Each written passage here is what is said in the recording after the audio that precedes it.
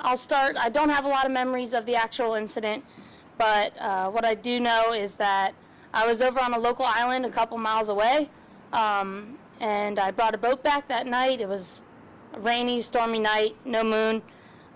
Made it back to Walker's Key, tied up the boat perfectly. This is all per a Bahamian that works with me named Max, who truly was the first one on scene and saved my life. But he got in his truck and he was going to fill up the generator. We had lost some power. And he said, "Ew, you want to ride?" And I was like, "You know what, I'm okay. I'm going to take my bike back and get home before the rain starts." And I followed him up the hill, and I never turned left to go down the runway. So I must have went right off the end of the cliff. And Max had seen my light in the rearview mirror go off. So he said to the guys that were with him, "I think Annie just went off the cliff." Turned around, was first one there, I would say, within a few minutes of me going off. And that's when they got me on a plank. Wood were under construction at the time, so there was luckily wood readily available.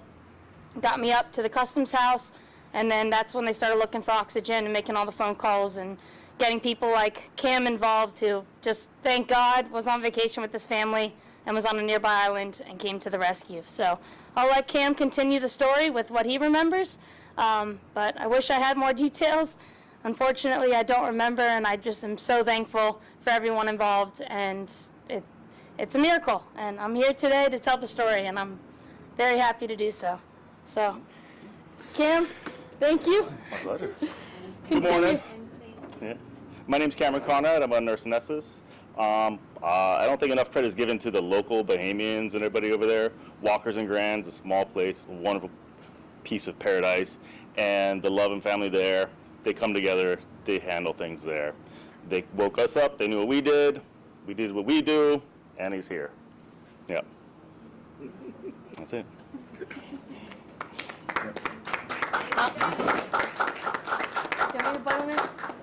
I'm going to finish Cam's story for him, but from this, what's been told to me is the main lady in charge of the customs and immigration and all that kind of thing. She is boss lady on the island. And my brother got a hold of her son, who called other Bahamians, and long story short, really, the island came together, and they got Cam and his family up onto our family's boat, brought him over to Walker's, which is normally like a 25, 30-minute run. The people that were on Walker's with me at the time, keeping me stable, said they saw a light, and then the light disappeared, and then they were calling for help, and the boat ended up making it with these excellent care, doctors and all on board. Like, the odds of this happening this night with people there to help me is beyond a miracle. But Cam and his dad and his uncle, along with all of the oxygen from the clinic on Grand Key and a couple extra strong men to help carry me, they got lights and machinery out on the runway, and then that's when Coast Guard landed and did what they do best as well. And all of these things coming together is truly what made it all happen. But the Coast Guard landing, I'll let you take that away, pilot. But All right. Nice to see everybody. So we're a small part of the big story. It's been incredible hearing about everything that went into this rescue and from everyone involved. We don't often hear a lot about what leads up to an incident and what happens after. So this has been truly eye-opening. It's absolutely incredible. Like, I hadn't heard that he came over from another island on a boat. The phone call was made to someone in a plane. This is just, it's amazing that everything worked out. It's really humbling to hear about. It's a miracle. Hats off to our flight mechanic, Matt, and our rescue swimmer, Reese, the two EMTs that we had on board. Like I said earlier, we don't often have two EMTs. We have one, and usually they can do the job themselves, but this was a big job. I'm confident Reese had it under control. Matt helped him out significantly. And Cam, hats off to Cam.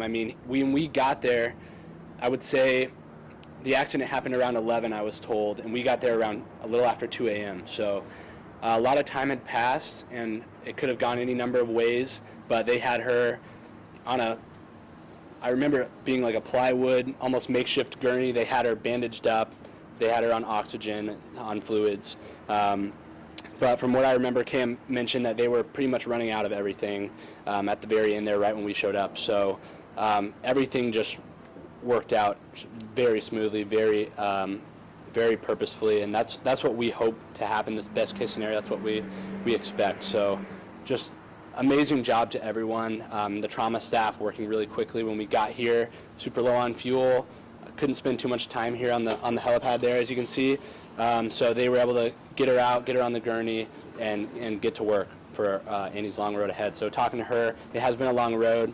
So we use the term survivor as well. Annie said her mom used the term survivor. That's our term from the very beginning when we get the first call. So that's exactly what Annie is, survivor. It's been a long process, but she was tough in the moment. She's tough now, so it's good to see. It's really happy to see. So, Landon, can you give your full name and title? I'm Lieutenant Landon Klopfenstein, Coast Guard helicopter pilot out of Opelika, Florida. And then we have Matt Gillette.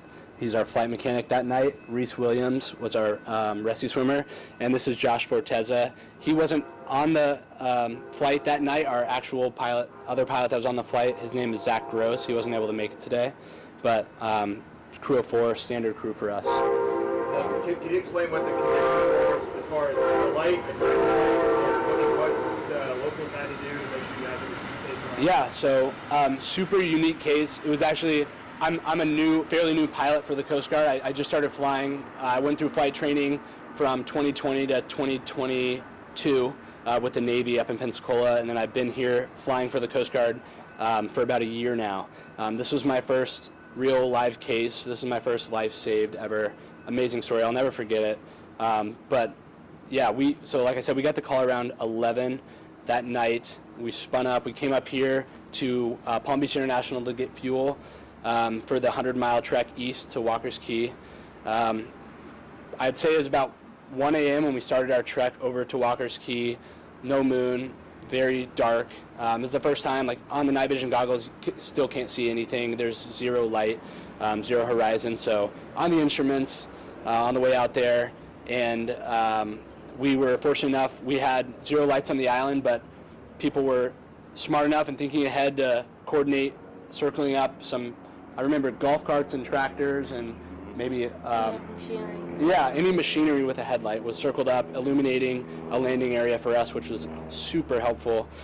So we were able to come in, make the landing, shut down to save fuel, and then start working to get Annie loaded up and take her back to the hospital. So everything went very smoothly, and couldn't have asked for a better coordination and cooperation from everyone involved. So thank you very much. Thank you. Yeah.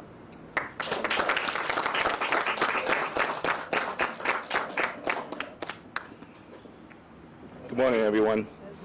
I'm Robert Borrego. I'm one of the trauma surgeons here at St. Mary's Medical Center. I was only peripherally involved in Anne's case directly because she was one of our patients, but I wasn't one of the trauma surgeons initially involved. But personally, I'm very involved with her because ever since I was to my daddy's knees, a little boy, I grew up going out to Walker's Key and Grand Key. And I know this area very well. In fact, I know exactly what cliff she went off, and I know also the challenges that this man faced in trying to extricate her and keep her alive there. I love the Bahamas, don't get me wrong, but it's a really austere environment between Grand and Walker's Key. When I heard the story about it, obviously I was very attracted to it and personally involved, and I am here to say that it's mixed emotions always when something like this happens, because it's unfortunate that these accidents do happen. But in a way, I'm very happy to be here. And the main reason that we're all here is because Anne Flanigan has an incredible will, determination. She's very strong, and because of that, she has survived incredible challenges.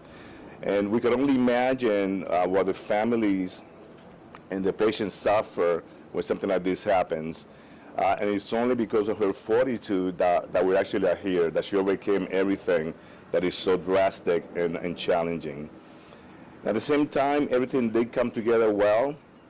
I'm very happy when I heard that Cameron was there. I knew that things were going to be okay, because Cameron is one of our star anesthetists here.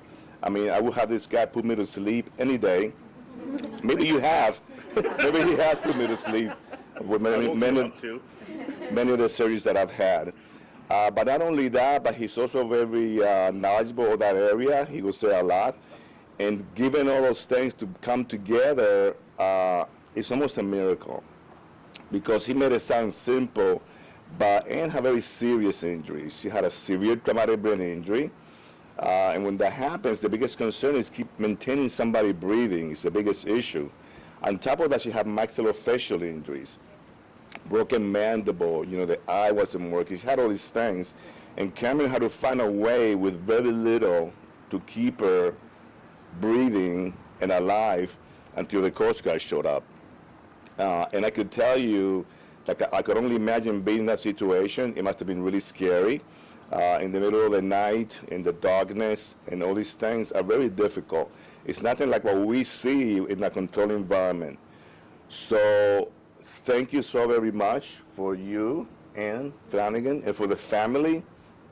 Anne's family was at the bedside supporting her from day one till, well, I'm sure forever. But they never waver in the support. And likewise, thank you so much, Cameron, for being there. And thank you for putting your experience and the knowledge that you have gained over the years to use to have this kind of outcome. And finally, I'm very, very thankful of the Coast Guard. There have been other situations in the Bahamas that I've been involved with that it hasn't worked out so well. And I think that one of the reasons that this worked out very well is because the Coast Guard got involved. And the Coast Guard are extremely high-trained individuals that if there's a rescue to be done anywhere in the United States, you want the Coast Guard behind you. And for that, we thank you. And thank you very much. And I hope that we don't have to repeat this ever again. But if we do, we'd like to have you outside. And thank you very much. Thank you.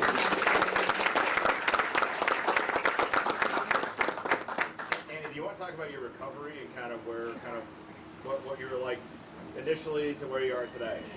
Yep. First, I just want to thank everyone again. I mean, like they said in the story from the start and from the locals in the Bahamas who have my back through and through, and they're like family to me. And then the Allen family that I work for over at Walker's Key, they've been incredible on this whole journey. And then all of the miracles that happened that night, from Cam and his family, through the Coast Guard, to the doctors here at St. Mary's. It's truly, truly, like I'll say it again, it's been a miracle. But as for the recovery side, I stayed here. I was in ICU for a couple days, and then I went upstairs. I think it was for about a week, and then I went upstairs for a week into the recovery room here. And then from there, I went up to Jacksonville and went to Brooks Rehab, to continue my progress and to get help with certain therapies and speech therapy and physical therapy and all of the different therapies and people that helped me. But to start, it was learning how to walk again, learning how to swallow, learning how to eat hard food. It was every day was another milestone. And after getting to that point at the end, and I felt like I was ready to go home. And luckily, I didn't suffer very much cognitively, and I had great family and friend support that came and stayed with me. But I was ready to get out of a hospital, and then I continued outpatient care with them. Unfortunately, they were pretty booked up, so I got what I could. But then I realized just being home would be the best care for me, and I was able to take on a lot of that responsibility myself. And I'm a pretty stubborn person, so I was set on getting better and doing that quickly, and hoping just to get back to the island eventually and continue my life. I love my life, and I'm like Dr. Borrego said, I've just had this will to live, and I have no complaints. I struggle a little bit with some hearing loss, and other than that, I have all of my senses back, my eyes opened, and I've fully recovered, and I'm so thankful. So just blessed to be here, and thank all the parties, and to come together and be able to tell my story is super special. So thank you all.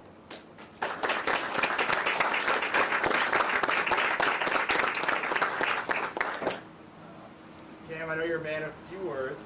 Do you have any more details to share about kind of how you got alerted and what you did initially and kind of when the Coast Guard got there? And what Sure. So we go to the island every year, once, hopefully two, 12 times if we can. But we know everybody. It's a small island, lots of lovely people. The reason we keep going back. So they know what I do. They know what my dad does. We all know them. So there was a knock on the door, 10 o'clock at night. This is what's going on. Somebody got hurt her head real bad. Can you help us? Talked to some. We asked a couple of questions. They said it was over in Walker. It's like, oh, okay. So that's our island, 4 or 5 miles? Yeah. 5 miles away, middle of the night, big rocks, scary shallow places, bad things for boats.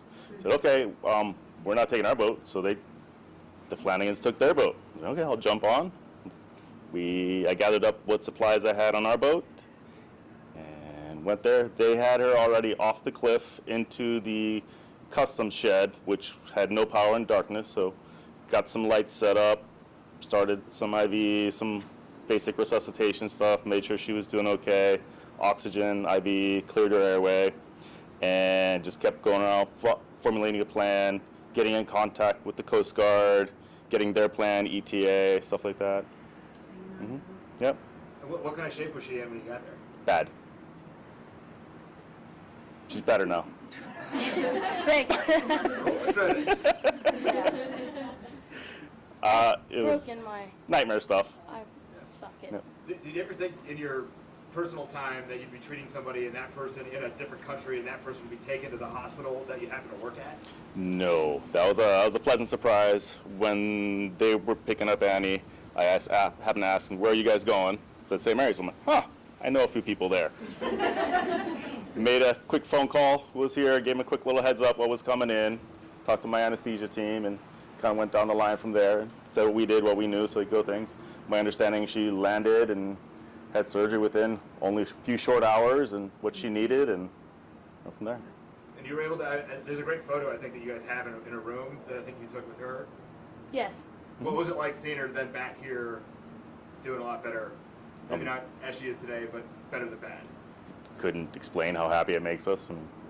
Not wonderful young lady, good family, obviously. I mean, best case scenario.